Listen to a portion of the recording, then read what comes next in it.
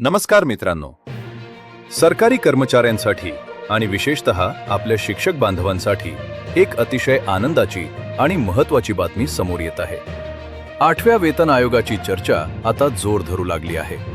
शिक्षक संघटनांनी सरकारकडे एक मोठा प्रस्ताव सादर केला असून यामुळे शिक्षकांच्या पगारात मोठी वाढ होण्याची शक्यता वर्तवली जात आहे. आजच्या या व्हिडिओमध्ये आपण पाहणार आहोत की संघटनांच्या नेमक्या मागण्या काय आहेत आणि तुमच्या पगारात किती वाढ होऊ शकते.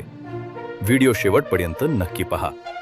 मित्रांनो, 7व्या वेतन आयोगाची मुदत आता संपत आली असून 1 जानेवारी 2026 पासून 8वा वेतन आयोग लागू होणे अपेक्षित आहे. याच पार्श्वभूमीवर विविध शिक्षक संघटनांनी आक्रमक पवित्रा घेतला आहे. संघटनांच्या प्रस्तावानुसार सध्याचा फिटमेंट फॅक्टर जो 2.57 आहे तो वाढवून थेट 3.68 करण्याची मागणी करण्यात आली आहे. इतकेच नाही तर काही संघटनांनी हा फॅक्टर 3.83 पर्यंत नेण्याची आग्रही मागणी केली आहे. जर हा प्रस्ताव मान्य झाला तर मूळ वेतनात मोठी वाढ पाहायला मिळेल. आता आपण पाहूया की या प्रस्तावामुळे पगारावर काय परिणाम होईल.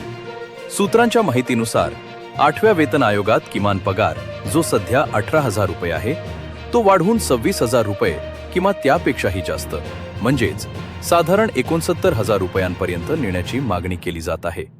यामुळे प्राथमिक, माध्यमिक आणि उच्च माध्यमिक अशा सर्वच स्तरांवरील शिक्षकांच्या एकूण पगारात 25 ते 30% वाढ होऊ शकते. यासोबतच घरभाडे भत्ता, HRA आणि महागाई भत्त्याच्या DA रचनेतही मोठे बदल सुचवण्यात आले आहेत. पगारवाढीसोबतच शिक्षक संघटनांनी जुनी पेन्शन योजना म्हणजेच OPS लागू करण्यावरही भर दिला आहे. निवृत्तीनंतरच्या सुरक्षिततेसाठी हा मुद्दा शिक्षकांसाठी अत्यंत कळीचा ठरत आहे. सरकार या प्रस्तावावर काय निर्णय घेणार याकडे आता संपूर्ण राज्याचे लक्ष लागले आहे. जरी केंद्र सरकारने अजून अधिकृत घोषणा केली नसली तरी संघटनांच्या या प्रस्तावामुळे प्रशासनावर दबाव वाढलाय हे मात्र नक्की.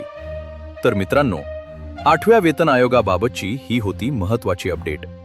तुम्हाला काय वाटते? फिटमेंट फॅक्टर किती असायला हवा? तुमच्या प्रतिक्रिया कमेंट बॉक्समध्ये नक्की कळवा. सरकारी कर्मचारी आणि शिक्षण क्षेत्रातील अशाच ताज्या बातम्यांसाठी आपल्या चॅनलला सबस्क्राईब करायला विसरू नका. धन्यवाद.